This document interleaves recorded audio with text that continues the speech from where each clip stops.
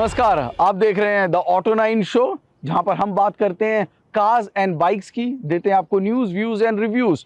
और इस हफ्ते न्यूज़ के मामले में सबसे ज़्यादा सुर्खियों में रही फ्लेक्स फ्यूल। 4 जून को आपको ध्यान होगा मारुति सुजुकी ने अपनी फ्लेक्स फ्यूल गाड़ी को अनवील किया था। हीरो मोटरकॉर्प ने ठीक उससे पहले 2 गाड़ियों को लॉन्च भी किया था। यानी कि सरकार इस वक्त बड़े और ठोस कदम उठा रही है फ्लेक्स फ्यूल की तरफ।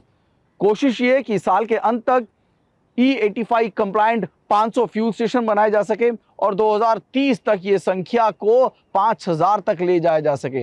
यानी कि अब फ्लेक्स फ्यूल पेट्रोल, डीजल और इलेक्ट्रिक के बाद शायद सबसे ज्यादा सुर्खियों में रहेगा। लेकिन इसके अलावा भी बड़ी सारी खबरें हैं जो कि सुर्खियों में हैं। तो शुरुआत कर लेते हैं स्पीड न्यूज के साथ। आइकॉनिक टाटा सिएरा नाम को इलेक्ट्रिक अवतार में वापस लाते हुए कंपनी 30 जून 2026 को सिएरा ईवी की ऑफिशियल अनवीलिंग करेगी।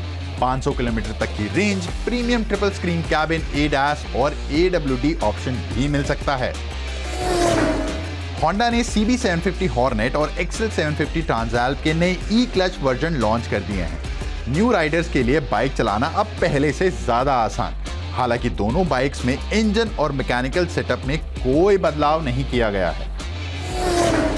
स्कोडा अपनी पहली RS patch SUV Kodiak RS Bharat में लाने जा रही है। 22 जून से बुकिंग शुरू होगी। इस SUV में 2 लीटर TSI इंजन है जो 261 bhp पावर देता है। 0 से 100 किलोमीटर प्रति घंटे की रफ्तार सिर्फ 6.3 सेकंड में। कीमत लगभग 55 लाख रुपए रहने की उम्मीद है। डुकाटी ने अपनी पहली आधुनिक एंड्यूरो मोटरसाइकिल डेस्मो 450 EDS पेश की है। इसमें 450 सीसी सिंगल सिलेंडर इंजन और डेस्मोड्रोमिक वाल्व टेक्नोलॉजी है, जो इस क्लास में सिर्फ इसी बाइक में है। भारत में यह 2027 की पहली तिमाही में लॉन्च होगी। ऑडी ने तीसरी पीढ़ी की नई Q7 SUV से पर्दा उठाया है। नया डिजाइन, 6 सीटर का विकल्प पहली बार और 3 litre V6 diesel engine, 22 speaker B&O sound system और OLED टेल लैंप्स जैसे फीचर्स भी मिलेंगे। दूसरी छमाही 2026 में होगी बिक्री शुरू।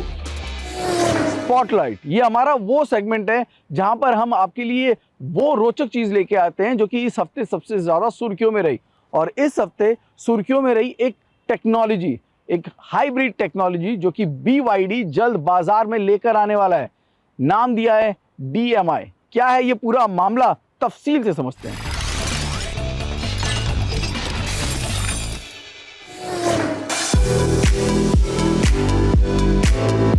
सोचिए, एक ऐसी गाड़ी जो सुबह दफ्तर तक बिजली पर चले और वीकेंड पर पेट्रोल का हाथ थाम ले। ना चार्जिंग की टेंशन, ना पेट्रोल पंप की लाइन। ये सपना नहीं, ये है BYD का नया दाव CLU DMI टेक्नोलॉजी के साथ। भारत में अब तक प्लग इन हाइब्रिड टेक्नोलॉजी एक एलीट खेल था, 1.5 करोड़ से ऊपर की गाड़ियों का शौक। लेकिन BYD इंडिया ने अब वो दरवाजा खोला जो मेन स्ट्रीम बायर्स के लिए बंद था। CLU DMI, ये BYD की पहली प्लग इन हाइब्रिड है। भारत के लिए ये सिर्फ एक नई गाड़ी नहीं, ये है एक नई सोच। एक फुल चार्ज या यूं कह लीजिए एक फुल टैंक, और अगर ये दोनों चीजें साथ में, यानी कि आपको कुछ करने की जरूरत नहीं है। 1200 किलोमीटर का ये जो सफर है आप कर सकते हैं सिर्फ अगर आप इस DMI टेक्नोलॉजी से बनी हुई इस हाइब्रिड गाड़ी का इस्तेमाल करते हैं। अब समझते हैं इसका दिल, यानी इसकी टेक्नोलॉजी। इसमें है 1.5 litre turbocharge petrol engine, BYD का जाना माना ब्लेड बैटरी, 18.3 किलोवाट आवर के 2 इलेक्ट्रिक मोटर। एक जनरेटर की तरह काम करता है, दूसरा गाड़ी को दौड़ाता है। शहर की भीड़ में गाड़ी चलेगी प्योर इलेक्ट्रिसिटी पर, बिल्कुल खामोश, बिल्कुल साफ। हाईवे पर स्पीड चाहिए, पेट्रोल इंजन डायरेक्ट व्हील संभाल लेगा, और जब दोनों की जरूरत हो तो दोनों मिलकर काम करें। इसे BYD कहता है सीरीज मोड। सीधी भाषा में जब इंजन व्हील्स नहीं चला रहे तब वो बिजली बना रहे हैं, यानी बिजली से बिजली। फुल चार्ज 70 किलोमीटर सिर्फ इलेक्ट्रिक, पेट्रोल बैटरी दोनों की कुल रेंज 1200 किलोमीटर। अब जरा कंपेयर करते हैं। एक कन्वेंशनल हाइब्रिड जैसे मारुति ग्रैंड विटारा या टोयोटा हाई राइडर, वो खुद चार्ज होती है, प्लग नहीं होती। EV रेंज होती है बहुत कम। लेकिन CLU को आप घर पर प्लग करके रात भर चार्ज कर सकते हैं। और अगर फास्ट चार्ज चाहिए तो AC DC दोनों मौजूद हैं, यानी डेली कम्यूट या फिर इंटरस्टेट ड्राइव दोनों में CLU आपके काम आ सकती है। तो वो लोग जो ईवी के लिए तैयार नहीं थे और पेट्रोल से थक चुके थे, उनके लिए BYD ने निकाल लिया है बीच का रास्ता। PHEV एक लार्जर टेक्नोलॉजी है, बट उसका एक पोर्शन है DMI। हमने दिखाया DMI, DMP, DMO। सो DMI एफिशिएंसी और इंटेलिजेंस के बेसिस पे काम करती है। सीधे शब्दों में अगर हम समझाना चाहें अपने व्यूअर्स को, अपने कस्टमर्स को, कि CLU जो कि एक SUV है, वो पहली गाड़ी होगी इंडिया में, और प्लान आज की डेट में यही है कि उसको इस साल में हम इंडियन कस्टमर्स को ऑफर कर दें। न्यूज, व्यूज, रिव्यूज, ये सब आपके साथ शेयर करना बेहद मजा आता है, लेकिन सबसे ज्यादा एक्साइटमेंट कब होती है? जब हम करते हैं कंपटीशन चेक सेगमेंट की, पर्टिकुलर कार्स और बाइक्स का, ताकि आपकी बाइंग डिसीजन आसान हो सके। इस हफ्ते भी ऐसा एक 2 व्हीलर टेस्ट हमने किया स्क्रैम्बलर ESD और रॉयल एनफील्ड गोरिल्ला के बीच। दो ऐसी मोटरसाइकिल्स जिन पर लगे हैं सदियों पुराने ब्रिटिश बैज, लेकिन दोनों पूरी तरह से मॉडर्न क्लासिक और मेड इन इंडियन मशीनें हैं। दोनों में मिलता है liquid cooled single cylinder engine, दोनों निकालती हैं लगभग 40 हॉर्स पावर और दोनों की शुरुआती कीमत है लगभग 2.5 लाख रुपए से शुरू। लेकिन सवाल यह है, इन दोनों में से ज्यादा मजेदार, ज्यादा वैल्यू फॉर मनी और ज्यादा कैरेक्टरफुल बाइक कौन सी है?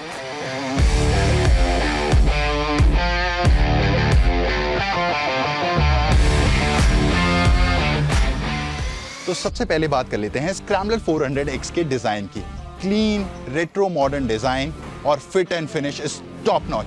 अगर इस सेगमेंट में मैं किसी क्वालिटी फिट फिनिश की बात करूं तो nobody can beat Triumph. Royal Enfield Gorilla 450 के अंदर आपको मिलते हैं chunkier and more muscular design language, और साथ ही साथ इधर आपको मिलता है एक वाइडर टैंक और wider tail section for better road presence. Riding की बात करें तो गोरिल्ला का हैंडल बार ज्यादा चौड़ा है, फुटपेक्स थोड़े स्पोर्टी हैं और इसका सस्पेंशन भी ज्यादा मजेदार फील देता है। कॉर्नर्स में ये बाइक ज्यादा एग्रेसिव और फन लगती है। वहीं ट्रायम्फ ज्यादा सॉफ्ट और सिटी फ्रेंडली बाइक है।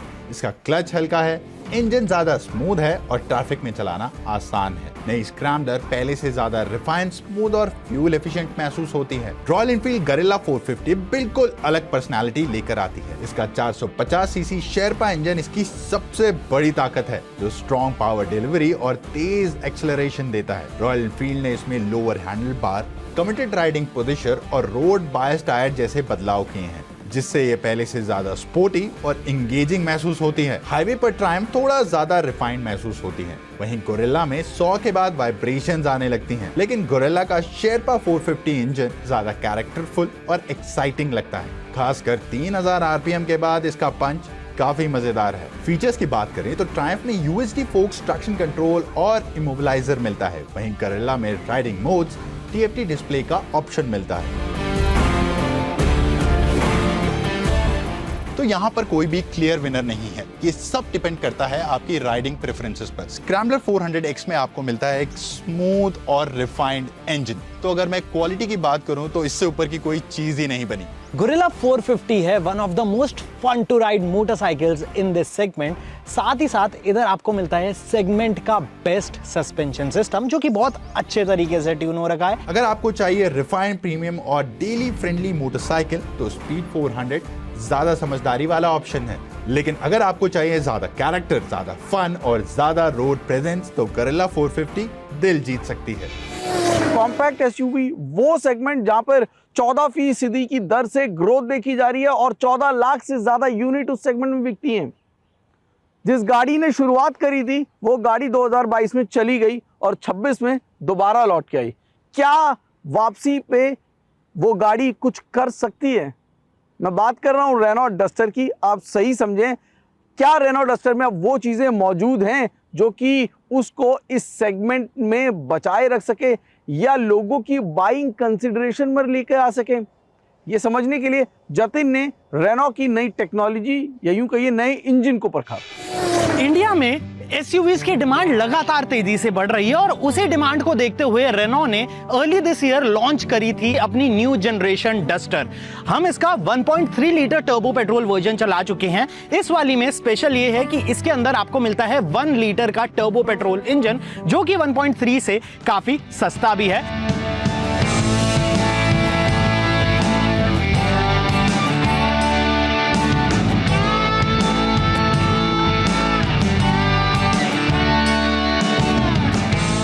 इस बार डस्टी नहीं डेंजरस है। दिल में एक 1 litre 3 cylinder turbocharge petrol engine, 100 PS power, 160 Nm torque, और ये टॉर्क मिलता है सिर्फ 2000 RPM पर, मतलब सिग्नल से पहले ही आगे। सिटी ट्रैफिक में एफर्टलेस, हाईवे पे ओवरटेकिंग में भी कोई ड्रामा नहीं। 6 स्पीड मैनुअल गियर बॉक्स के साथ स्मूथ, कंफर्टेबल, सॉर्टेड। लेकिन सच बोलूंगा, 3 सिलेंडर होने की वजह से कैबिन में थोड़ी वाइब्रेशंस आती हैं। इंजन हाई स्पीड पर थोड़ा अंडर पावर्ड लगता है, जैसे चाय में चीनी तो है पर 1 चम्मच कम। और ऑटोमेटिक चाहिए, अभी सिर्फ मैनुअल मिलेगा। ऑटोमेटिक लवर्स थोड़ा पेशेंस रखना। डिजाइन में कोई कॉम्प्रोमाइज नहीं। Full LED headlamps, LED DRLs, LED fog lamp, 17 inch alloys, roof rails. Road पे इसका स्टैंड बोल देता है साइड दो। अंदर electric panoramic sunroof, power tailgate, wireless phone charging, automatic climate control और एक 10.1 इंच का touch screen infotainment unit with wireless Apple CarPlay and Android Auto. Premium, yes almost. एक छोटी सी बात, डोर पॉकेट में 1 लीटर बॉटल नहीं आती। भाई इतनी बड़ी एसयूवी में फ्रूटी रखनी पड़ेगी, थोड़ा डिसअपॉइंटिंग है ये। रिवर्स कैमरा तो है, लेकिन क्वालिटी देख के लगता है जैसे 2012 वाली डस्टर का कैमरा रिसाइकिल कर दिया। सेफ्टी में पूरी duty, 6 airbag, ABS with EBD, ESP, traction control, tyre pressure monitoring system, hill start assist, rear parking assist और पहली बार इंडिया में लेवल 2 ADAS भी। ये सेगमेंट का हीरो मूव है। कंपटीशन सीधा Creta, Seltos, Grand Vitara, Hyryder से टक्कर। जब पहली डस्टर आई थी तो सेगमेंट खाली था, अब ये जंगल है। लेकिन असली गेम तो अभी बाकी है। दिवाली 2026 में आ रही है Duster hybrid, 1.8 litre petrol engine plus electric motor plus एक hybrid starter generator, total 160 PS, 172 Nm torque. EV only mode भी साथ में मिलेगा। बात कर लें हम इसके प्राइसिंग की, तो compare to the 1.3 litre turbo petrol इसका प्राइस काफी कम से शुरू होता है। 10.49 लाख एक शोरूम से इसका प्राइस शुरू होता है और 13.49 लाख तक जाता है। So compare to the 1.3 litre turbo petrol engine, यहाँ पे आपको परफॉर्मेंस इतनी ज्यादा पेपी नहीं मिलती, बट आपको ये वर्जन थोड़ा सा सस्ते दाम में मिल जाता है और आपको अच्छी माइलेज भी ऑफर करता है। तो आज के लिए इतना ही। मुलाकात होगी अगले हफ्ते रविवार 1:20 पर TV9 भारतवर्ष पर। नमस्कार।